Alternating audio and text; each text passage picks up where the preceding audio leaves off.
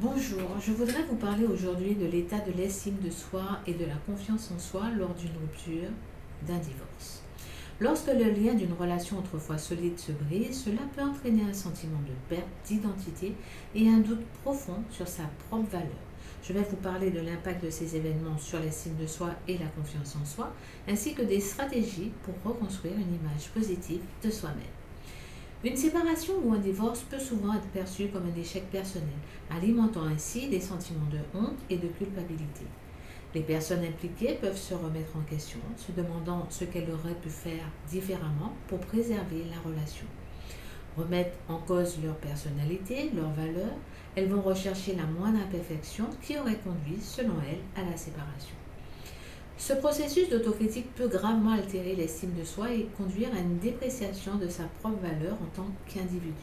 Lorsqu'une relation se termine, il peut être difficile de se défaire des croyances limitantes telles que je ne suis pas digne d'être aimé ou je suis un échec en amour. Cela peut entraîner une spirale négative où l'on se dévalorise de plus en plus. La confiance en soi est également mise à l'épreuve lors d'une séparation ou un divorce. Les individus peuvent commencer à douter de leurs compétences relationnelles et de leur capacité à attirer une nouvelle ou un nouveau partenaire. La confiance en ses décisions et en ses choix de vie peut également être ébranlée. L'incertitude face à l'avenir et à la peur de l'inconnu peuvent entraîner un repli sur soi et une réticence à s'engager émotionnellement dans de nouvelles relations. Le sentiment d'être vulnérable peut prédominer, ce qui rend difficile la prise de risque nécessaire pour se reconstruire. Voyons maintenant le processus de guérison. Retrouver une estime de soi et une confiance en soi saine après une séparation ou un divorce demande du temps et de l'attention envers soi-même. Voici quelques conseils pour entamer le processus de guérison. Autoriser les émotions. Il est essentiel d'accepter les émotions qui surgissent durant cette période, qu'elles soient de la tristesse, de la colère, de la peur ou de la confusion. Refouler ces émotions peut ralentir le processus de guérison. Le soutien social. Entourez-vous de personnes bienveillantes et compréhensives qui peuvent vous apporter une solution émotionnelle. Le partage de vos sentiments peut vous aider à vous sentir moins seul et vous rappeler que vous méritez d'être aimé. Faire preuve d'autocompassion. Traitez-vous avec bienveillance et compréhension autant que vous le feriez pour votre frère ou votre sœur.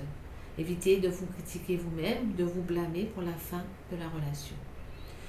Recentrez-vous sur vous. Prenez le temps de vous redécouvrir en dehors de la relation.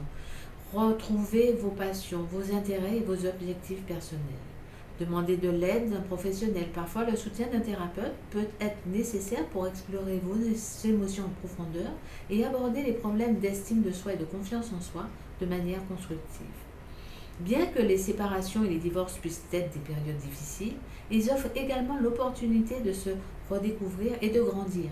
Le processus de guérison peut permettre de renforcer notre estime de soi et notre confiance en soi en nous apprenant à nous aimer davantage et à nous faire confiance dans nos choix de vie. Voilà, c'est fini pour aujourd'hui.